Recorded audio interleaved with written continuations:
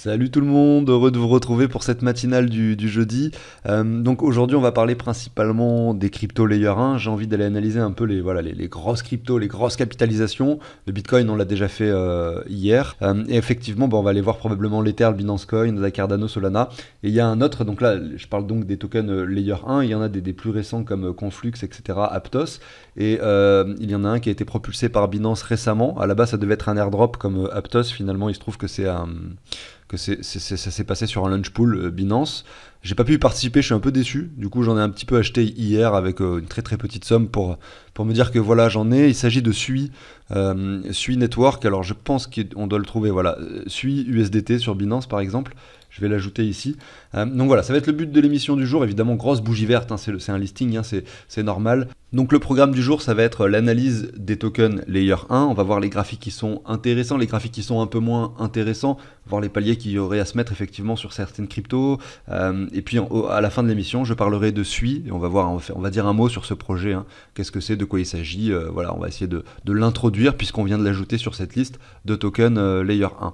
Ceci étant dit, pensez à l'abonnement, au like si le contenu vous plaît. Je vous passe la très courte introduction. On va procéder au tirage au sort parce que hier il y avait un petit airdrop sur la vidéo d'hier d'ailleurs. Je vais tirer au sort parmi les commentaires et j'enchaîne directement avec l'émission. Donc à tout de suite.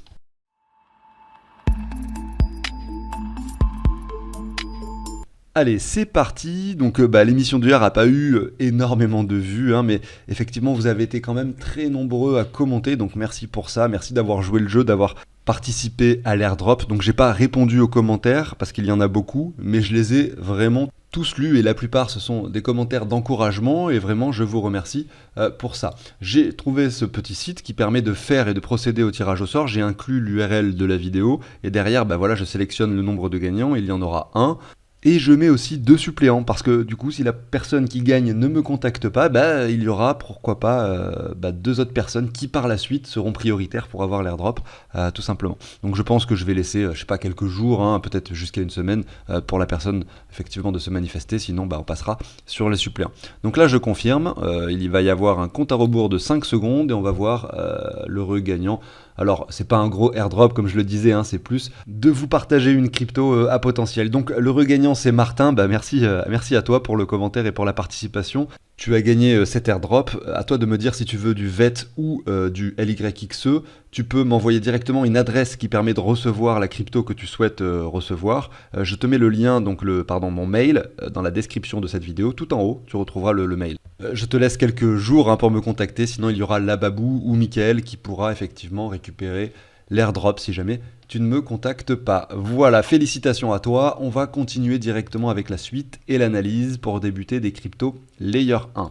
On commence avec Ethereum, donc le leader des altcoins finalement, on peut le dire, hein, je pense, qui se trouve par rapport au Bitcoin sur un niveau moyen, c'est-à-dire qu'en fait, si on prend le graphique de l'Ether sur du long terme, on a eu un sommet ici, regardez, en 2017, donc c'était il y a longtemps déjà, hein. On a eu un bottom ici, donc je reprends pas ce qui s'est passé avant, hein, parce que c'est un peu vieux quand même. Ici le bottom de septembre 2019, donc ça c'était le précédent marché baissier, et là on se trouve plutôt sur une zone médiane, et en fait si on prend le sommet et le bottom, vous voyez que les 50% se situent ici. C'est vraiment le point qu'on a touché en fait sur le sommet de l'Ether lors du bull run de 2021. Donc il y a eu une réelle euphorie qui s'était opérée ici en 2018 avec une spéculation excessive évidente puisque derrière en fait le cours a retracé de façon assez énorme, hein. Regardez ici à hauteur de 88%. Maintenant qu'on est plus ou moins sur cette ligne médiane, même je dirais légèrement en dessous ici, donc je vais la positionner correctement, la ligne médiane ici, c'est la ligne orange, eh bien on peut se demander ce qui va se passer lors du prochain cycle. On voit que là la tendance de fond depuis le mois de septembre 2019 est quand même haussière, donc on a cette ligne qui est bien tracée. On peut supposer qu'on vienne la toucher de nouveau. Donc à ce moment-là, ça voudrait dire qu'effectivement, on a un Ether qui, par rapport au Bitcoin, perd encore 37% de sa valeur, un peu comme c'était le cas ici en juin 2022. Regardez, on a eu ce pic baissier. On peut supposer qu'on vienne encore plus bas venir chercher cette ligne, mais voilà, rien n'est sûr. Mais en tout cas, ça serait le point parfait pour investir dans l'Ether si jamais cette opportunité nous était offerte. Maintenant, il faut quand même évoquer quelque chose de très intéressant, c'est que ici, lors du cycle haussier de 2017, c'était de la spéculation excessive, ça s'est traduit par une chute extrêmement violente, pendant le bear market qui a suivi, enfin le marché baissier qui a suivi, alors que là, on est sur une tendance haussière lente, vous voyez, mais on va dire saine, parce que derrière, là, on a l'adoption de la DeFi, on a un cours qui, malgré le bear market, finalement, vous voyez que l'Ether par rapport au Bitcoin ne chute pas tant que ça. Vous voyez? Et ça, c'est fabuleux en fait. Ça nous laisse penser qu'aujourd'hui, l'Ether est vraiment installé dans le marché et qu'il est là pour durer. Il y a une réelle prise de valeur qui s'est opérée entre le cours actuel et le cours ici de l'ancien bear market. Et on voit que malgré que là, en ce moment, nous soyons, alors c'était plus le cas en 2022, hein, le Bitcoin a quand même fait x2 depuis le mois de décembre, mais nous sommes dans un marché baissier toujours, et bien malgré ça, on n'a pas d'Ether qui chute énormément. On a eu ce pic baissier en juin, mais voilà, ça reste tout à fait raisonnable. On n'est pas loin finalement du sommet de novembre 2021 ici. Donc là, je le rappelle, je suis sur l'Ether par rapport au Bitcoin. Donc concrètement ici, quand on voit ça, ce qu'on peut se dire, c'est qu'on a une très très bonne zone où il peut être extrêmement intéressant d'avoir plus d'Ether dans son portefeuille que de Bitcoin. Ça serait ici les 61,8. Maintenant, est-ce qu'on va la toucher, cette zone? Il y a quand même des chances qu'on ne la touche pas. Donc c'est dangereux d'attendre cette zone pour simplement commencer à acheter de l'Ether avec ses bitcoins par exemple. Mais je sais que la plupart des gens ne font pas ça. La plupart des gens au contraire n'ont pas beaucoup de bitcoins et plus d'altcoins, et ça de façon quotidienne, parce que l'appât du gain est quand même assez important dans ce secteur, et beaucoup de gens tentent leur coup avec les altcoins plus qu'avec le bitcoin, je pense. On a une sorte de ligne, regardez, qui peut se tracer comme ça. Elle est très jolie cette ligne, hein. Parce que si je zoome un peu, alors je vais me mettre comme ça, hop. Eh bien, c'est une ligne qu'on a touchée ici pour la première fois, on va dire, grosso modo. Peut-être que si on revient même avant, on a d'autres touchettes. Ouais, regardez ici. Non, elle est vraiment jolie cette ligne, hein. Même ici, regardez, en 2016, on était dessus. Bref, c'est une ligne qu'on a touchée à quand même très nombreuses reprises. Une fois, deux fois, trois fois. On est passé en dessous, on a travaillé dessus pendant tout le bear market précédent pour la casser par le haut. Et regardez, on vient jongler dessus de nouveau ici, donc en juin 2022, et actuellement. Donc là, c'est vraiment la ligne qu'il faut tenir. Si on la casse, bim, sans doute qu'on peut revenir chercher ces 61,8. Si on la tient, et d'ailleurs on voit que précisément nous sommes dessus actuellement avec ces 2 dernières semaines négatives ici, eh bien on peut très bien venir finalement aller chercher tout d'abord, dans un premier temps, cette ligne de résistance, et si on la casse, vraiment l'Ether peut vraiment aller exploser vraiment des niveaux très importants, et ce serait quelque chose d'assez fabuleux si ça devait arriver en 2023. On pourrait avoir une alt season donc pendant cette année 2023 si ce scénario se produit sur l'Ether. Maintenant, il faut rester patient, hein. Le contexte 2023, il n'est pas encore gagné, dans le sens où 2022 était tellement bearish qu'en ce moment sur le Bitcoin, on a un V-bottom. Attention à ce V-bottom, je le rappelle. Donc j'ai fait une émission sur le Bitcoin hier, hein, n'hésitez pas à la voir si ça vous intéresse. Ça reflète beaucoup mieux le marché global des cryptos, hein, le Bitcoin en lui-même, parce qu'il est, je crois, 2,5 fois plus capitalisé que l'Ether, donc c'est une grosse crypto, c'est le Bitcoin qui mène le marché des cryptos. Donc voilà, on va regarder l'Ether par rapport au dollar rapidement. J'ai fait un point assez global et assez long sur le contexte de l'Ether. Pour les autres cryptos, on ira plus vite, on fera vraiment plus d'analyse graphique simple et fonctionnelle en fonction du cours. Bon, alors là, l'Ether par rapport au dollar, on a un W qui certes semble avoir été confirmé ici, mais moi vous le savez, je l'ai exprimé hier dans l'émission, je me méfie énormément des graphiques et des W qui se confirment quand on les voit par rapport au dollar.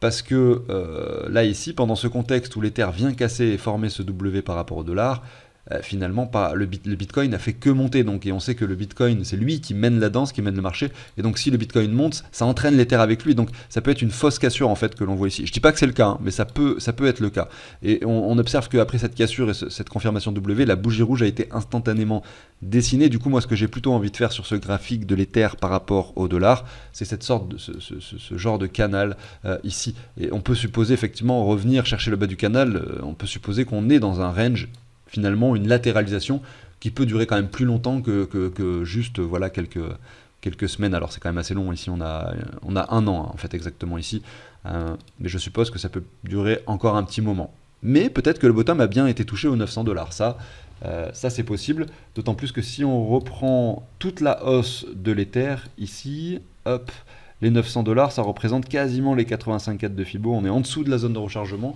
Et en fait, l'endroit où on a le plus travaillé, c'est bien cette zone de rechargement, hein. C'est ce qu'on cherche en général pour de l'investissement. Voilà, donc ça c'était le point global sur l'Ether, qui est donc le leader des altcoins. Je vais enchaîner avec le Binance Coin, qui existe en fait sous sa forme actuelle depuis fin 2020, c'est-à-dire que la blockchain de Binance a été lancé fin 2020. Avant ça, c'était un utility token qui était utilisé uniquement sur la plateforme Binance et qui n'avait pas grand intérêt à part pour les utilisateurs de la plateforme, alors que maintenant c'est une blockchain à part entière et un incubateur de projets effectivement à part entière aussi. Et là on voit que son prix s'établit sur les 326$, le sommet a été touché sur les quasiment 700$, on est dans un range qui dure maintenant depuis longtemps. Je n'aime pas prendre en compte finalement son prix avant bull run. Je pense que là il y a eu une réelle adoption qui s'est effectuée sur la Binance Smart Chain et donc sur le token Binance, et qu'effectivement on peut plutôt établir quelque chose qui ressemblerait à ça. Le crash de 2022 a pas été si important, c'est une crypto qui a été très résiliente. La zone médiane se situe par ici, vous voyez qu'on est en dessous. Donc par rapport au dollar, c'est plutôt propre, on voit qu'on est en train de se reprendre légèrement. Le RSI monte aussi également, doucement mais sûrement.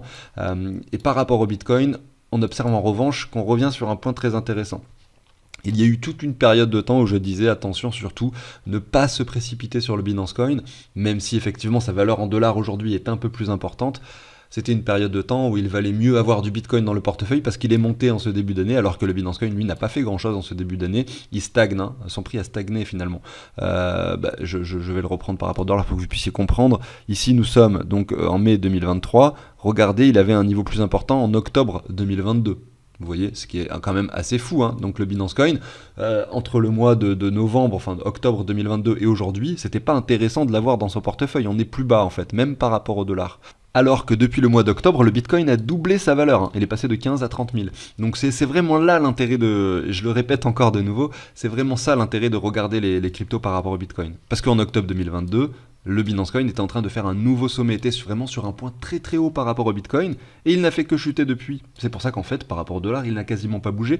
Et si vous avez eu du Bitcoin pendant cette période de temps, vous faites x2 sur votre portefeuille, alors que si vous avez eu que du Binance Coin, vous êtes en négatif. Enfin, faut bien comprendre en fait l'intérêt de ces graphiques par rapport au Bitcoin qui sont indispensables selon moi.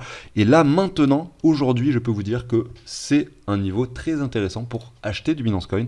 D'ailleurs, je l'ai fait récemment, hein. J'ai acheté à peu près 10 Binance Coin avec mon portefeuille Portos, ce qui représente quand même une grosse somme par rapport à mon portefeuille total. Et donc, ça me permet de pouvoir participer aux différents launchpads. Et j'ai pu profiter d'ailleurs, grâce à cet achat et au Binance Coin que je possédais déjà avant, j'ai pu obtenir pas mal de Edu. Open Campus, c'est le projet qui a été lancé par Binance récemment. Il faut comprendre que c'est très très simple. Il suffit d'avoir un compte sur Binance, d'avoir des Binance Coin sur Binance, puis à chaque fois qu'il y a un nouveau projet, un launchpad, etc., vous pouvez, enfin il mesure, il vérifie la quantité de Binance Coin que vous avez sur votre compte Binance, et ensuite derrière vous pouvez participer à ce launchpad et vous allez investir, par exemple avec la quantité de Binance Coin que j'avais, je crois que j'ai pu obtenir lors du lancement peut-être 20 ou 30 $, je sais plus, de Edu. Et en fait, il a énormément performé lors du listing, comme quasiment tous les projets qui sont lancés sur Binance, hein. Il a fait fois, je ne sais pas exactement combien en réalité, mais je me suis retrouvé avec 500-600 $, et là j'en ai revendu un quart. Quand le token valait 1,37$. Je me suis dit voilà, je revends un quart, je récupère, là je suis déjà en gain sur ce token, et le reste je le garde pour du beaucoup plus long terme, on verra ce qui se passe. Mais au moins je suis gagnant, voilà. Et c'est ça l'intérêt, et c'est quand je vois le prix du Binance Coin en ce moment, je me dis que ça peut être intéressant pour tout le monde en fait, d'aller acheter une petite somme de Binance Coin, pas forcément des sommes mirobolantes, on peut très bien aller plus bas, attention, je dis pas que là, le token va exploser, je dis simplement qu'après toutes ces bougies rouges, ce retour sur cette ligne, effectivement la possibilité d'un retournement de tendance est effectivement envisageable, et surtout les prix sont beaucoup plus intéressants qu'il y a quelques mois. Voilà.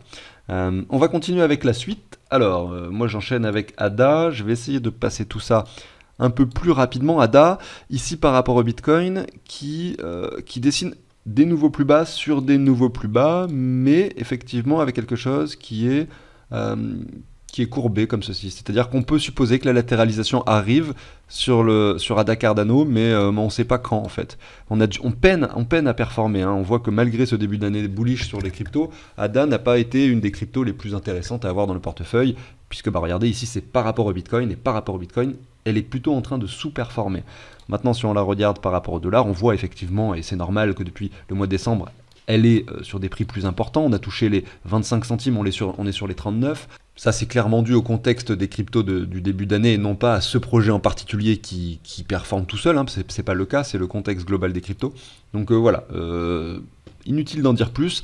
Pour moi, j'aimerais bien, effectivement, pour considérer un achat sur cette crypto avec des sommes importantes en se disant voilà quelque chose est en train de se passer, tout ça, j'aimerais bien voir une latéralisation qui se construit réellement sur le prix par rapport au Bitcoin. Vous voyez que par rapport à l'Ether et le Binance Coin par exemple, on n'est pas du tout dans le game, enfin en tout cas Cardano semble pas vraiment être dans le game.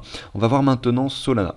Solana, ce qui est plus intéressant en fait par rapport à ce qu'on a vu avant, c'est que là il y a un bottom qui se trouve en décembre et que là pour l'instant on est en train de travailler sur des niveaux plus supérieurs et qu'on est peut-être en train de construire quelque chose enfin qui pourrait nous traduire un W. Contrairement à Cardano qui fait des plus bas, là vous voyez qu'on a plutôt quelque chose comme ça sur Solana, il nous manque la confirmation, etc. Donc je dirais que c'est plus joli que ADA Cardano, mais malgré tout, voilà, ça manque de dynamique, ça manque de latéralisation, de retournement. On est encore sur quelque chose d'assez baissier.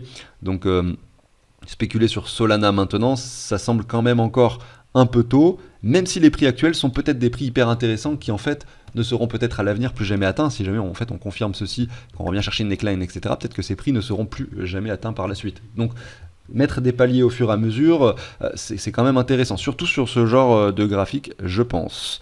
On va voir maintenant le DOT. DOT qui par rapport au Bitcoin ne fait que chuter, quasiment sur un double bottom qui finalement s'établit avec ce point bas de décembre 2020. Ouais, moi ça me plaît pas non plus ce graphique, j'ai pas envie de recharger du DOT quand je vois ça. Vous voyez, je les regarde à chaque fois par rapport au Bitcoin, les cryptos ici, pour les raisons que j'ai évoqué précédemment. Avax, qui pareil, malheureusement, avec cette chute récente et l'alcool dominance qui est sur le déclin, et bien également nous fait un plus bas. Bon, même si on avait vraiment un joli début de latéralisation et qu'on avait vraiment quelque chose qui nous disait ouais, on est sur peut-être une reprise qui s'opère, en tout cas une latéralisation assez long terme. Là on était au mois de juin 2022, ici au mois de décembre. Mais voilà, on avait un triangle rectangle, les triangles rectangles sont cassés 7 fois sur 10 par leur ligne horizontale, en l'occurrence ici, c'est-à-dire par le bas, et c'est ce qui est en train de se produire, bien malheureusement. H-bar, ici, pareil, on est plutôt sur le déclin, on est en train de faire un nouveau plus bas. J'essaye de vous trouver justement des cryptos où je me dis voilà, là c'est vraiment très intéressant pour mettre un palier. Pour l'instant je ne l'ai pas trouvé, je sais qu'il y en a après, peut-être qu'on peut y passer d'ailleurs directement. Voilà, Algo c'est pas la peine. IGLD, là je suis quoi par rapport au Bitcoin, c'est pas la peine, on est encore très bas. Voilà, ça c'est le genre de graphique très intéressant. Et je savais que FTM c'était le cas, c'est pour ça que je dérive un peu plus vite dessus. Parce qu'on a cette tendance, cette ligne de tendance. On voit qu'elle est... C'est fou, hein, on voit que c'est une crypto qui est très résiliente. On n'en entend pas trop parler d'ailleurs hein, de Phantom en ce moment. Enfin, peut-être que je suis pas assez aussi sur les réseaux de façon quotidienne, mais je crois pas qu'on en parle tant que ça. Et regardez, on est sur un point de support très intéressant actuellement par rapport au Bitcoin, c'est assez fabuleux. Et d'ailleurs, quand je vois ça me donne envie de recharger. J'en ai un peu d'ailleurs dans le portefeuille, mais là pour le coup, on a quelque chose qui dessine un W, qui est clairement un W, alors là il n'y a pas de doute, un retest de neckline, et en plus on est par rapport au Bitcoin ici. Maintenant par rapport au dollar, oui, vous allez le trouver peut-être un peu élevé, puisqu'on a touché un bottom au 16, on est au 44, bon, quand même 3 fois plus important le prix actuel par rapport au bottom. Donc voilà, la question se pose toujours hein, aujourd'hui quand on veut mettre de l'argent frais, etc. Mais quand on a déjà des cryptos et qu'on souhaite jongler entre les cryptos qui sont à potentiel, on voit que FTM, du coup, a ce potentiel. Maintenant XTZ... je sais pas, non là franchement j'ai même pas envie de discuter de ce graphique tellement qu'il est moche.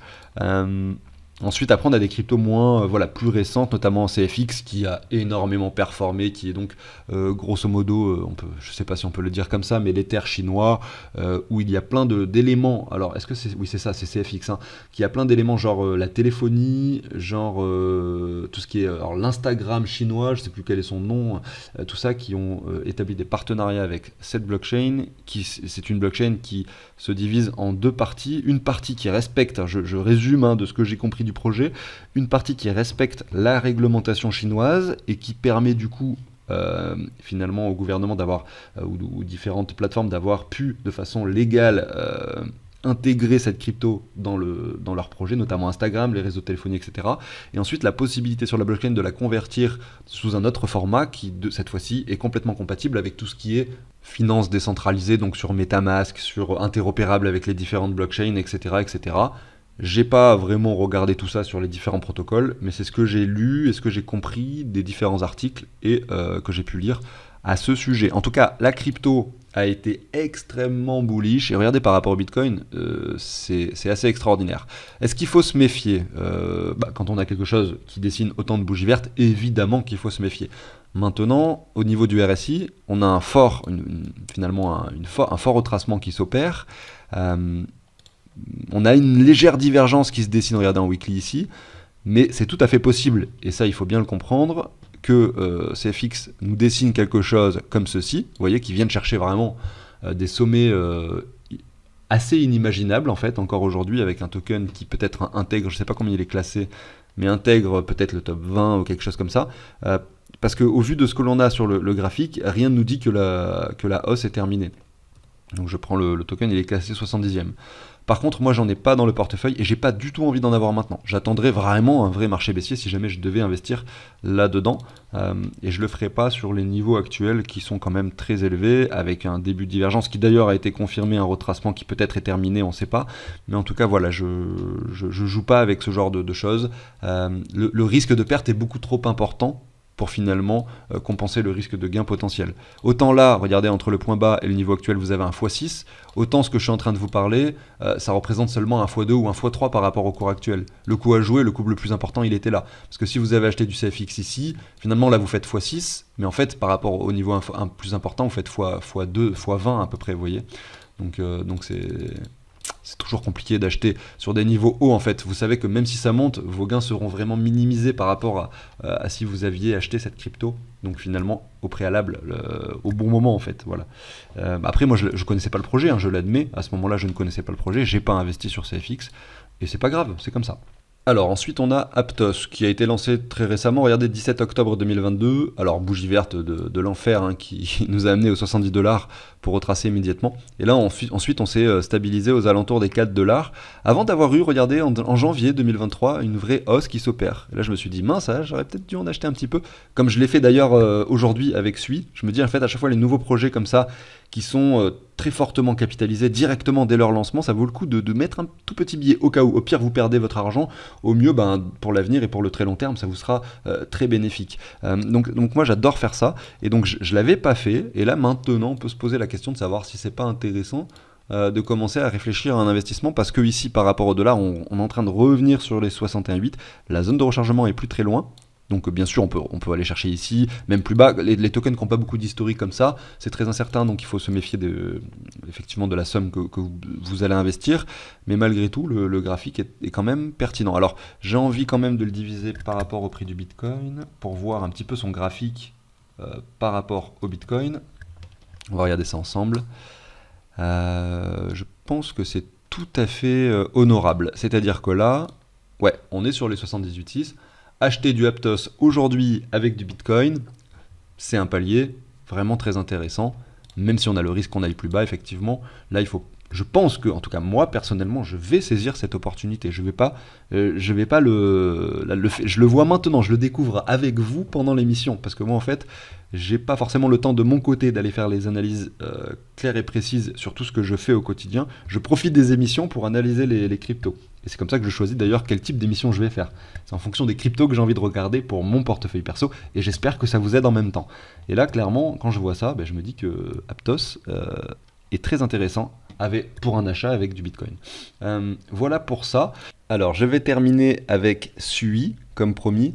Donc c'est vrai que là, en l'occurrence, ça va être compliqué pour moi de vous détailler tout ça, parce qu'il faudrait probablement une émission entière. J'ai commencé à lire cet article de cryptotoast.fr. Je vais vous le mettre dans la description d'ailleurs, hein, tout en haut, parce que c'est très intéressant. Je ne l'ai même pas encore lu en entier, ça me prendrait trop de temps, et pour une matinale, ça serait dommage finalement que la publication soit faite à 14h hein, de ma vidéo. Mais franchement, je vais finir de lire cet article. Il faut comprendre que là, on est sur une blockchain qui semble ou qui a pour prétention de révolutionner un peu tout l'écosystème actuel, notamment l'écosystème d'Ether. Et on est sur le même cas de figure par exemple avec Aptos, et on voit que ça attire énormément d'argent, d'investisseurs, etc. Puisque elle est très bien classée déjà, hein, la crypto-monnaie Sui, 66e, c'est extraordinaire. Je pense honnêtement que ça peut valoir le coup d'essayer de mettre un peu le pied dans chacune d'entre elles, même si les prix vous semblent trop élevés, c'est-à-dire mettre des très petites sommes, parce qu'on a vu des cryptos par exemple à l'époque comme Solana, qui au début faisaient du yo-yo entre les 1 et les 2$, pour ensuite aller chercher, vous le savez, les 200$. Donc ça peut valoir le coup de mettre un pied là-dedans avec des petites sommes, pour du moyen long terme, hein, pas en essayant de trader pour vendre la semaine prochaine ou des choses comme ça. Donc là, pour revenir à Sui, l'architecture est différente, les transactions ne sont plus séquentielles mais parallèles. Finalement, le logiciel n'est plus Solidity, enfin finalement le système, le langage de programmation, pardon, n'est plus Solidity mais s'appelle Move. Les développeurs qui sont dans ce projet, il y en avait certains qui étaient au préalable qui travaillaient pour Meta et pour Diem, le projet qui a été complètement abandonné par Facebook, mais qui forcément a dû attirer de très très gros, enfin des personnes très compétentes, puisque Meta c'est quand même une entreprise à plusieurs milliards, et donc forcément ils n'ont pas pris les derniers clampins pour faire leur projet, ils ont probablement payé des personnes très très compétentes, et ces personnes-là, avec leurs compétences, ont pu, maintenant que finalement le projet Diem a été abandonné avec Facebook, ont pu aller chercher, voir ailleurs, parce que je pense que ce sont des personnes qui ont des visions, qui se disent que voilà, la blockchain est une technologie d'avenir. Je pense qu'ils sont très déçus et doivent trouver dommage d'avoir travaillé autant pour pas avoir de résultats concrets derrière avec Diem et Meta, et donc je pense que le fait d'aller avec d'autres équipes sur d'autres projets comme celui-ci par exemple, Sui, comme Aptos peut-être, et d'autres encore, peut-être qu'ils se sont dispersés, leur permet d'accomplir et finalement de continuer à utiliser le travail qu'ils avaient déjà commencé au préalable. Et donc c'est très intéressant, je pense, de se renseigner sur tout ça.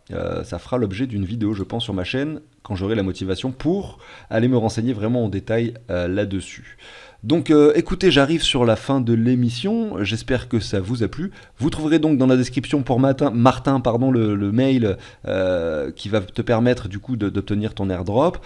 Et puis je mettrai ensuite le lien de cet article sur Sui Network. Voilà, je vous souhaite une excellente journée, pensez à l'abonnement, au like si le contenu vous plaît. Lorsque la chaîne arrivera à 26 800 abonnés, je ferai un nouvel airdrop. Tous les 200 abonnés, je procède à des airdrops. Je vous souhaite une excellente journée, à très bientôt, peut-être cet après-midi si j'ai le temps d'enregistrer. Ciao tout le monde.